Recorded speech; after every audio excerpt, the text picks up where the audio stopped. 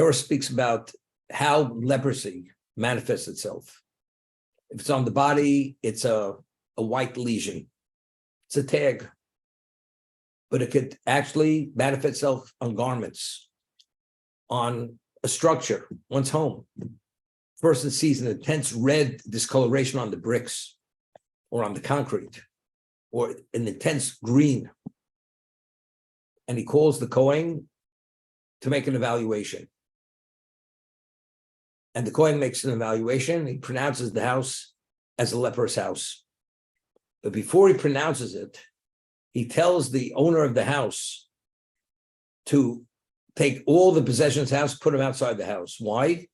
Because once he pronounces that house to be leprous, everything in the house becomes contaminated. That's the law. The house being a house which is leprous, through the pronouncement, it takes on that impure state. Therefore, anything found in the house becomes contaminated, spiritually contaminated. So to avoid everything becoming contaminated, the Kohen says, before I make the pronouncement, make sure to clear out the house. Otherwise, it becomes contaminated.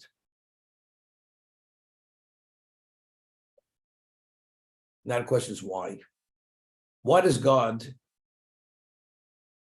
allow the house to become leprous that you should have to empty the whole house before the pronouncement? Talmud asked the question. So the Talmud answers that one of the reasons why a person's house becomes leprous is because he's a person who's stingy, withholding. He doesn't want to share his things with other people. For instance, a person comes to this person says, I'd like to borrow a pot. He says, I really would like to lend you a pot, but unfortunately, I don't have a pot. And whatever he wants to borrow from the person, he says, I would wish I could, but I don't have it. He has it. The answer is because since he's stingy, he doesn't have a good eye. What the other person has, he envies. So definitely doesn't want to share what he has with someone else. So what happens? All of a sudden, so people believe he doesn't have. He wishes he could, but he can't because he doesn't have it. All of a sudden, the house is about to be pronounced leprous. Before he makes the pronouncement, he tells the people, you better clear out the house because anything in the house has become contaminated. And then he makes the pronouncement. So before he makes the pronouncement, what does the person have to do? He has to take all his vessels, put them on the curbside, and then pronounces the house to be leprous. So you know what happens? The man is publicly disgraced. Because until now, the only reason why you didn't lend those vessels, because you claimed you didn't have it. But now all of a sudden, where did they reappear from? Where did they come from? The answer is he always had it. He had these vessels. He was able to concoct a story that the reason why he's not able to lend them the pot or whatever it is because he's not in possession of it. But now that the house is pronounced leprous or he's forced to take it out on the street. Once it's put on the street, people see exactly what he has. And because they say what he has and what he didn't want to do, it tells us who he is.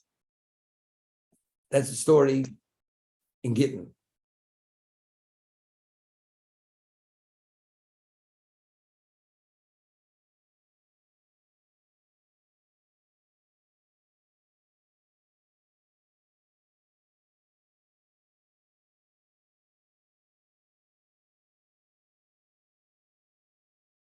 We find in Pirkei Avos where Rabbi Yochanan ben Zakkai, who was the prince of Israel, he had 5 students, and he said to each of them, could you tell me which characteristic, which attribute is positive, and what should he pursue?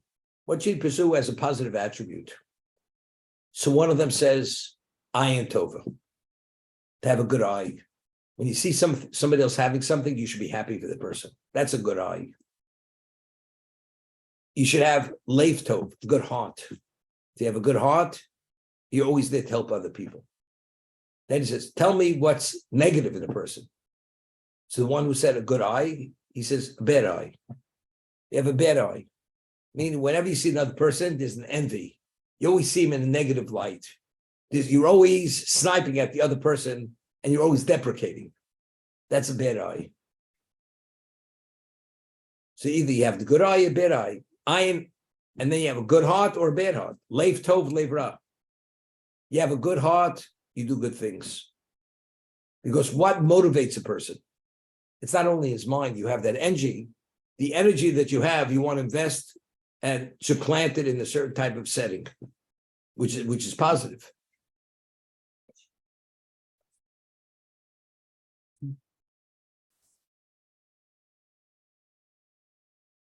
So a person who's desensitized because he doesn't have a good eye, he's not naturally helpful.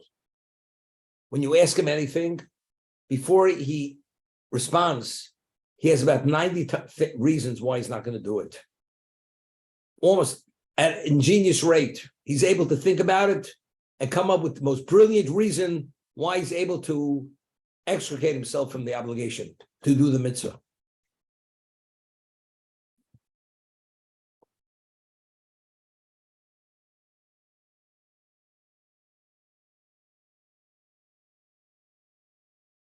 So he says over here, the people who refuse to do mitzvahs is because they have what they call tsarai, and they have that narrow eye. They have the negative eye, which means they have difficulty helping other people.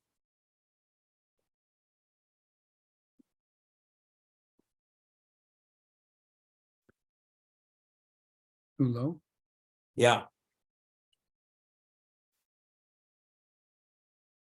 And the Chofetz Chaim says this characteristic, which we call tzarayin, he says, grua hi admod. It's a terrible characteristic. As the Rambam writes, anger. Anger is a behavior pattern, which is one of the negative behavior patterns a person can possess. When a person loses himself, gets angry. So he says, this tzarayin, this person who doesn't have a good eye, that means he feels for nobody. And he always wishes everybody not good. It's a terrible character attribute, he says. And what does it cause? It causes people should not be charitable. It causes person will not help his fellow human being. And also, he's denying himself to express the natural tendency of a Jew to be compassionate and to do acts of kindness. And if you do that, as they say, whatever comes around goes around. Whatever comes around goes around. The way you behave, that's what God treats you. You're withholding, God will be withholding to you. You want to do it, I'll walk away and you can do it. What? Okay.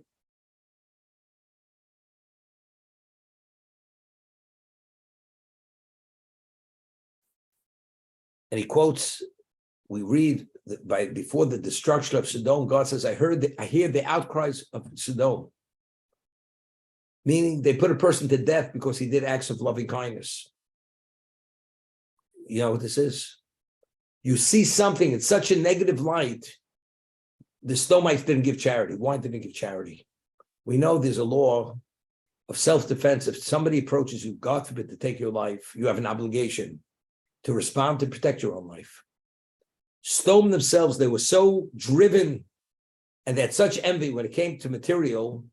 Sodom, it was a capital crime to give charity in Sodom. Why was it a capital crime? Because they said, we're going to start giving charity. We're going to be besieged by beggars, and then they're going to deplete us. And once we get depleted, we're going to starve to death. So in essence, if you open that dam, it's just a question of time before our community will be destroyed. So therefore, anybody who should give charity, he's putting the whole community into jeopardy. He deserves to be killed. And there's one woman, she was a devout and righteous woman. She gave money to a poor man. You know what she did? They did to her. They wrapped her, tied her up. They coated her body with honey, and they unleashed a hive of bees, and she was stung to death. That's what they did to her. To teach her a lesson, and she'd be a lesson for others. When Hashem sees this, he says, no, I've had enough. If they see charity as a capital crime, because they see ultimately this will put their lives in jeopardy, this humanity I never meant to create. This evil I never meant should possess my earth. And therefore, it was cosmic destruction. That's what happened.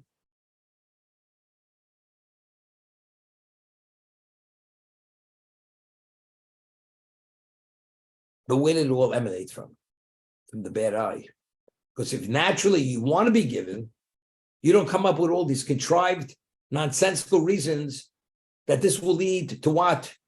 To our death, to our demise.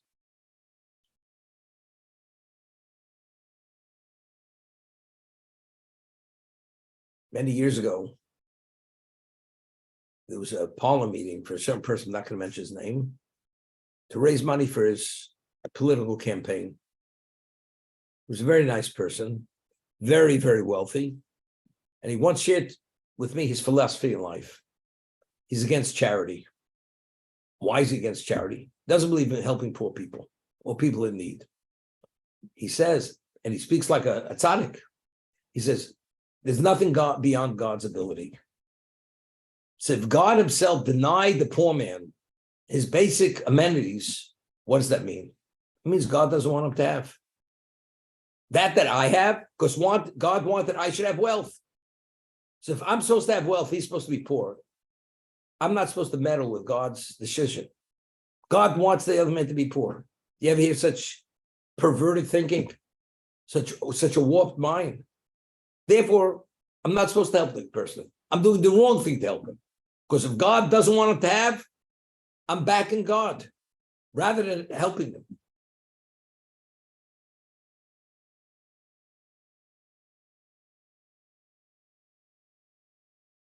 But where does it emanate from? If you don't want to do something, you come up with every reason why you don't want to do it. If you want to do something, you won't leave a stone unturned until you actually do it. That's the reality of life.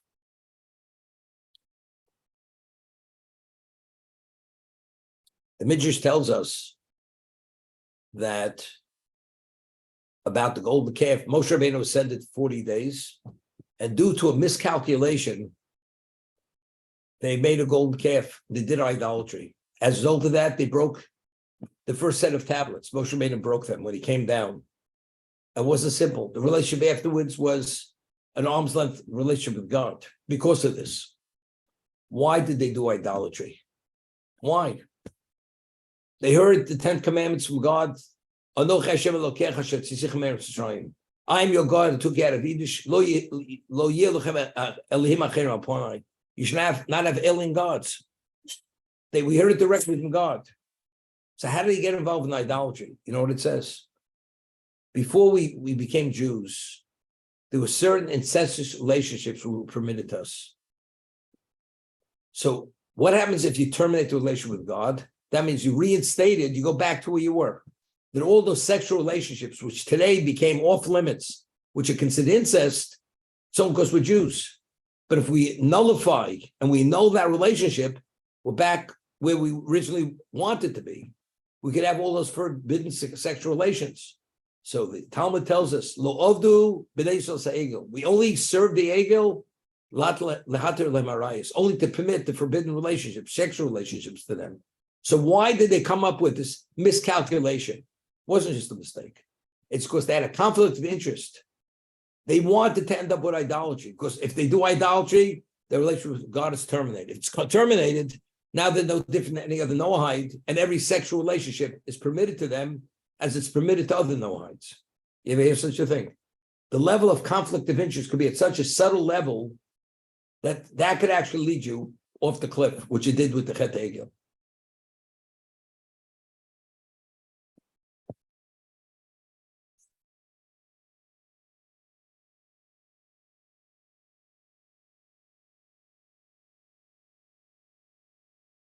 We read in the Torah case, it's called the decapitated calf.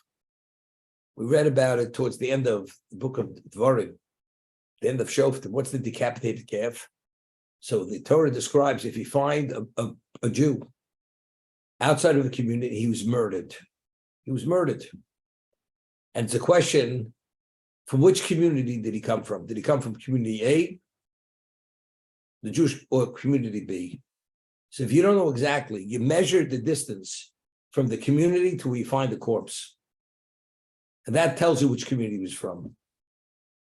And the members of the Sanhedrin, the High Court, come and they make a public declaration. Our hands did not shed this blood. This blood. We're not responsible for this. and then they decapitate the calf, and now the Kohen is permitted to marry the woman that he's married before. Okay? Now, the elders of the community says, we did not shed this blood. I mean, even the consideration they shed the blood. These are the holiest rabbis with the most advanced level of ordination. Is there consideration? And they have to make a declaration. We did not shed this blood, therefore we're innocent. And then they decapitate this calf in this valley. So the Talmud tells us, people work in the airport. There's a thing of stereotyping through body language. The Israelis are the best at this. That by seeing a person just the way he behaves, his body language, they're able to determine whether he's a terrorist, whether he's a thief, whether he's smuggling, from the person's, the way he behaves, his movements. A person who's confident and upbeat, when he walks in the street, how does he walk? He walks with that sense of confidence. Let's say the person is depressed or is insecure. When he walks with his head down and he wobbles because he doesn't walk with that determination.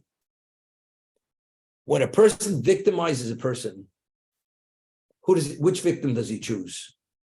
The one that'll have the least resistance from him.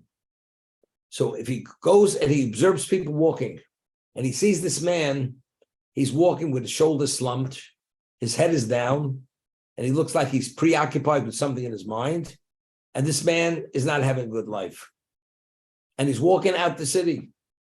The bandit follows him, and he realizes because he's so dysfunctional, even he's weak, he doesn't have the energy to stand up to protect his life. And that's when the thief kills him to take whatever he has.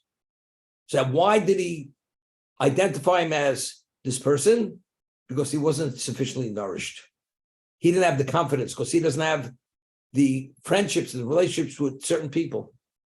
So what they say is like this: we're absolving ourselves when we decapitate the calf. When he was in our community, we fed him, we gave him to drink, we hosted him, we gave him that innate value.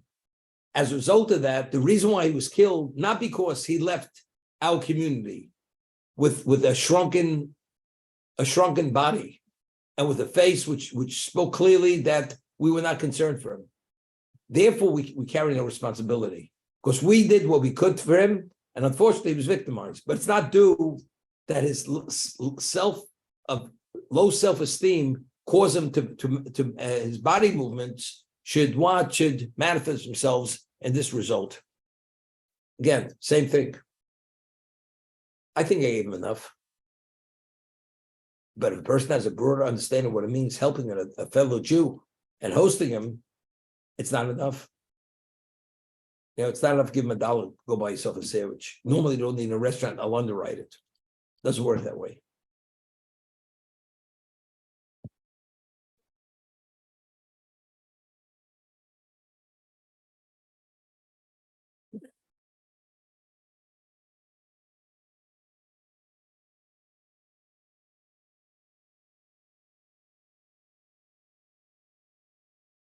Many years ago, I had a relative. Remember, I told the story about the silver piece that this person took as collateral. Then he claimed he lost it and ended up he sold it to a silver store, made a profit, and he never paid the difference between the loan and the cost of that collateral.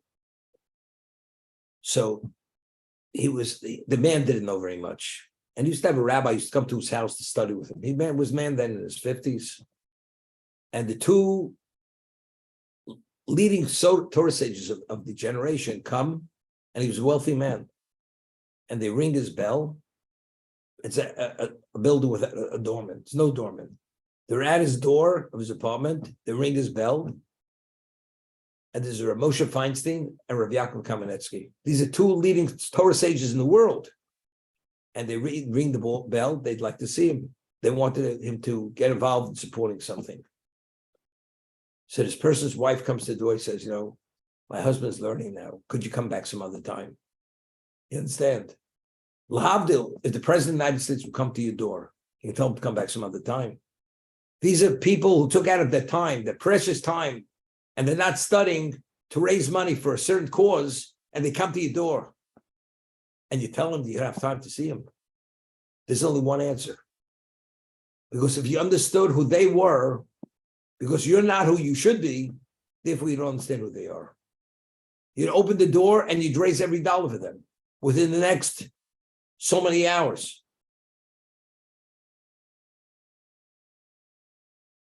Okay. Any comments? And then we're going to stop today.